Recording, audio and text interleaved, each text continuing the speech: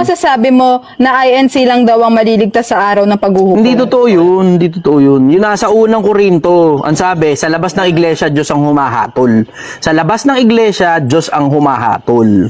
Yun ang nakasulat sa Biblia eh. Ba't no? Okay, sige. Puro INC lang akit sa langit.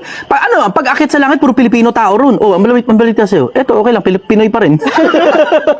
Ganun ang labas nun, di ba? Hindi totoo yun. Ang nakasulat sa Biblia, sa labas ng iglesia, Diyos ang humahatol. Pabayaan mo na sa Diyos yung paghatol sa labas. Yung mga nasa loob na iglesia, yun ang hatulan ninyo, wag yung nasa labas. Yun ang sagot ko ron. Hanggang sa dulo, mananatili pa rin akong sumasagot ng mga tanong. Mananatili akong hindi interesado sa politika. Mananatili akong hindi interesado sa pera. Mananatili akong hindi interesado sa kasikatan, sa kayamanan, sa kapangyarihan, sa katanyagan. Mananatili pa rin akong sumasagot sa mga tanong ninyo sa pag-ibig at sa pagmamahal sa akin.